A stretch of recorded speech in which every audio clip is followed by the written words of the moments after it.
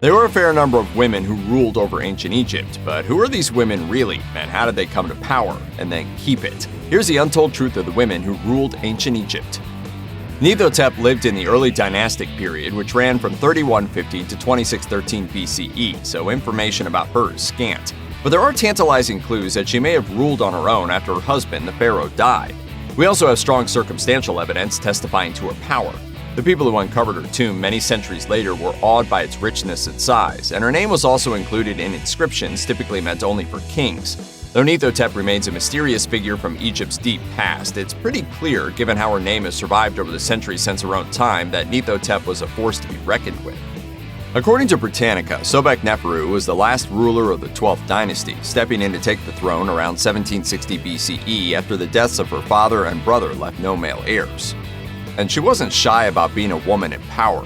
While other female pharaohs, like Hatshepsut, often depicted themselves as male to shore up their claims to power, Sobekneferu consistently presented herself as a woman during her 4 years on the throne. To do that, she had to overcome some procedural speed bumps. According to Silent Images, when a king was crowned, he was referred to by titles that linked him to male gods.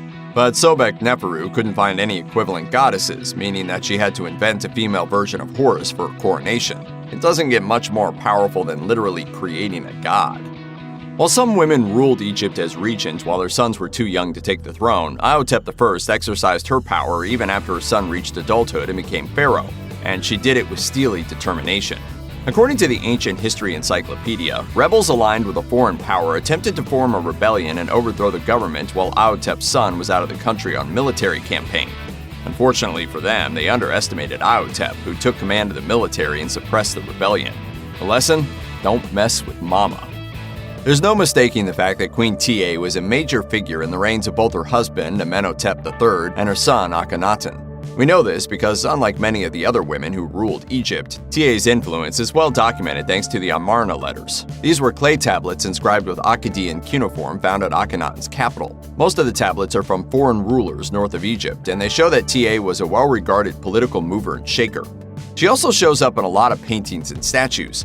Notably, her statues are often as large as those of her husband. Typically, a king's image showed him as larger than others around him as a way of visually showing his high status. This means that Tiye's same-size depictions point toward her influence, as does the fact that her name also shows up in inscriptions enclosed in a special sign called a cartouche, generally only reserved for kings. Perhaps one of the most famous images of ancient Egypt is that of the bust of Nefertiti, Queen of Egypt. Now housed in Berlin's Neues Museum, the sculpture first saw the modern era when it was uncovered in 1912, awing viewers with its beauty. Nefertiti is shown alongside her husband, the heretic pharaoh Akhenaten, Tiye's son, more than any other queen before her, and in active roles, from leading worship of the Aten to smiting enemies of the state. Some scholars suspect that she may have even reigned on her own, or as Akhenaten's co-regent. Whatever really happened, there's no doubt that she was a uniquely powerful and beautiful Egyptian queen, inspiring new legends about her even today.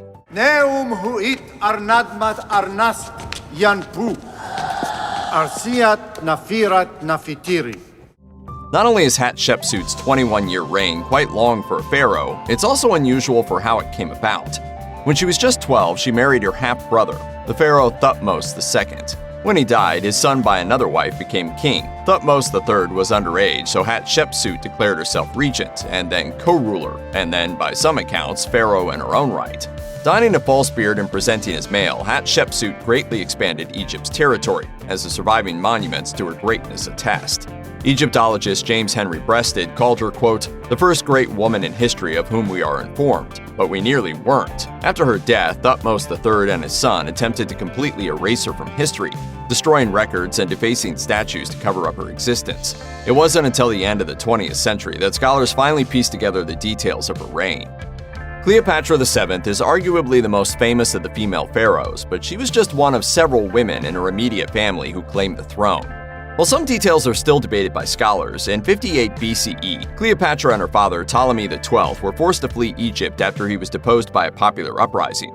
Cleopatra's sister Berenike IV and their mother Cleopatra V apparently became joint co-rulers. When their mother died, Berenike seized power for herself, and she didn't want to share it with any man. Though her court forced her to marry their chosen man in order to make him co-regent, Berenike instead had her new husband murdered so she could keep power alone. Alas, her father returned with an army, deposed her, and had her executed. When he in turn died in 51 BCE, he named Cleopatra and her brother-husband Ptolemy XIII co-rulers. But that didn't last either. Cleopatra was forced to flee the country again, and this time it was another sister, Arsinoe IV, who took Cleopatra's place as the new co-ruler of Egypt. By all accounts, Arsinoe was the most dangerous of Cleopatra's siblings. At the age of 15, she directed the Egyptian armies at the siege of Alexandria and inflicted a defeat on Caesar himself, at least temporarily. The army ended up betraying Arsinoe, turning her over to Caesar, who by now was Cleopatra's lover. Caesar sent Arsinoe away to a monastery for safekeeping. Nowhere was safe from Cleopatra, though.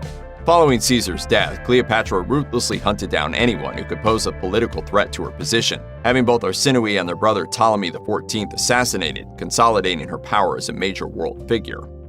You will kneel. I will what? On your knees. Violence begets violence, of course, and Cleopatra's end would be as violent as her siblings, as she and her paramour Mark Antony both committed suicide after being defeated by the Romans. Still, her legacy lives on in pop culture, an enduring reminder of the power of the many strong women who ruled ancient Egypt. Check out one of our newest videos right here, plus even more grunge videos about your favorite stuff are coming soon. Subscribe to our YouTube channel and hit the bell so you don't miss a single one.